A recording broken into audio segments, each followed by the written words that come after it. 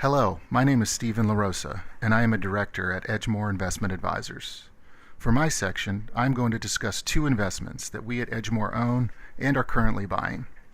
One is an equity investment, Charles Schwab, where the objective is capital appreciation, and the other is an income investment, Ares Capital, where the main objective is to generate current income in a portfolio, where appropriate. Both of these companies are good examples of what we consider to be quality investments that are not in the technology sector, that we are able to identify and own for our clients as a result of our thorough research and long-term investment horizon. Charles Schwab was founded back in the 1970s and was a pioneer in the discount brokerage business, and over time has grown significantly by expanding into adjacent financial service categories such as banking and lending and asset custody services, driving its total client assets to $11.6 trillion at the end of the third quarter. Schwab is also one of the largest banks in the country, with $239 billion of deposits. Banking and lending is an area that is increasingly driving profits for the company. Schwab also consistently holds a top position in both retail trading and asset custody for independent advisors, such as Edgemoor, as they are one of our custodians as well. Schwab's size and scale provides the company with significant cost advantages, which we believe creates a wide moat for their business, making it very difficult for a competitor to replicate.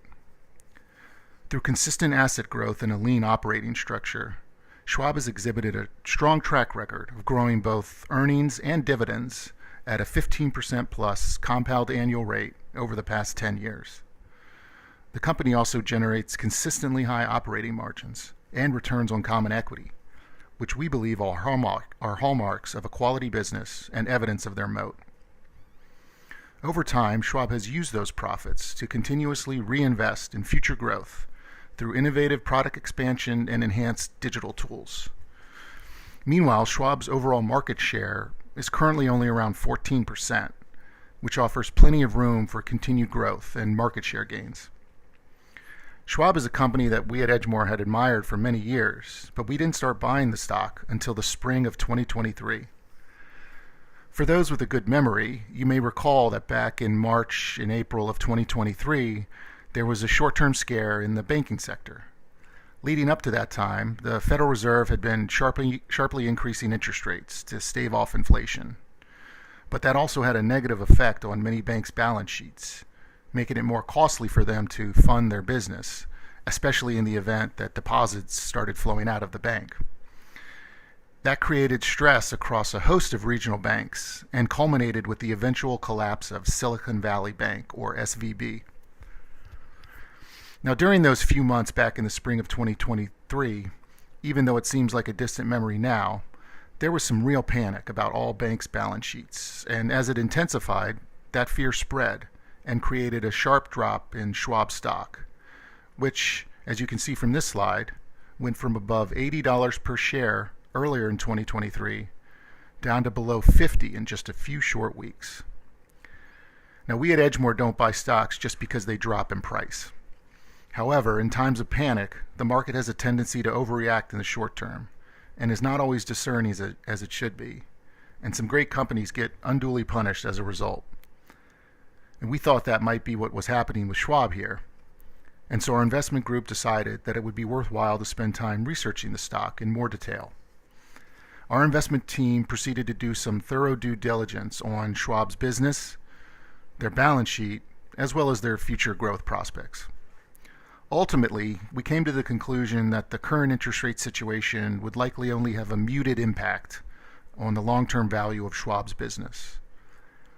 It became fairly apparent to us that their underlying earnings power was not materially altered and eventually would resume once they got past this short-term crisis.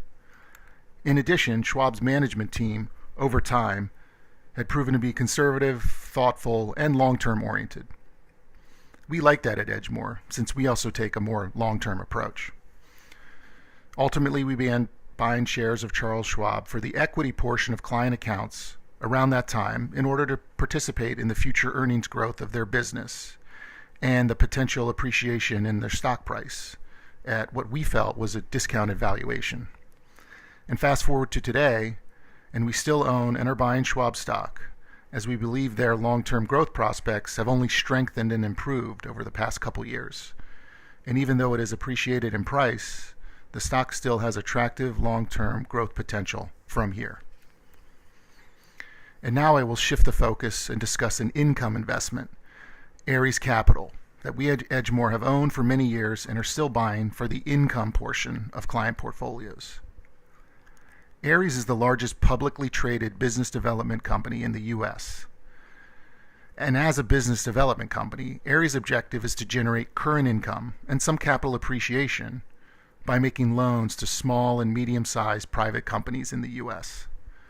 And they primarily make these loans to companies that may have difficulty accessing traditional bank financing. So Ares steps in and provides that financing. And in return, Ares typically receives a high level of interest on those loans that they can then distribute to their shareholders. And business development companies such as Ares are required to pay out at least 90% of their taxable income in the form of dividends to their shareholders. So they are great income vehicles.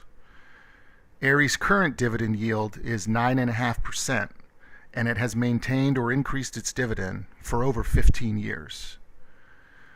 This slide here shows a bar chart of Ares' annual ordinary dividend going back 15 years.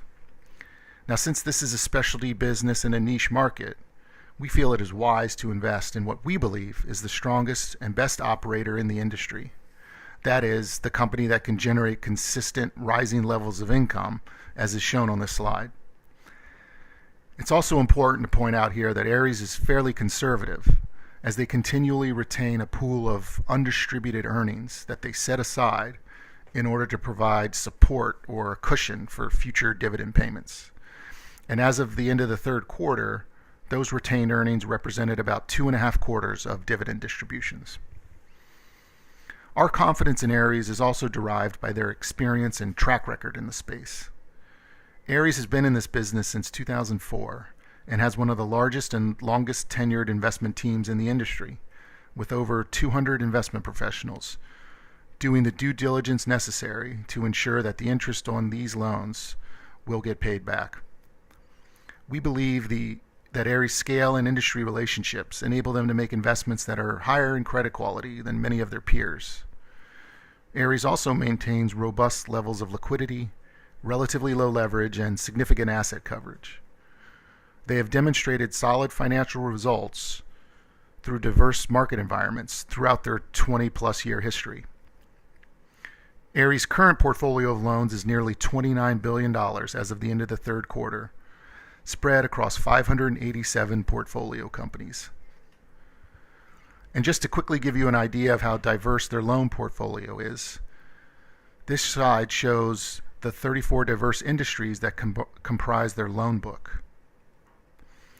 Now, it's not necessary to go through all of the various industries that make up their loan book, but you can see how varied and different the sectors are where they make their loans, anywhere from software to insurance to pharmaceutical businesses.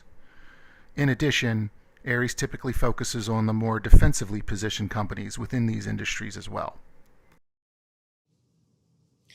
And further evidence of their quality is the historical track record of the stock versus its peers and other representative indices. Since its inception in 2004, Ares has generated a 12.1% compound annual return, significantly outpacing their competition. Those attributes and this type of performance is what we like to see. And so Ares is a prime example of an income investment that we own and are still buying for clients where appropriate. Both of these companies are part of our balanced composite portfolio. The historical performance of that composite, both gross and net of fees, compared to a blended benchmark, is shown on this slide here. That concludes my portion of the presentation. Thank you for listening.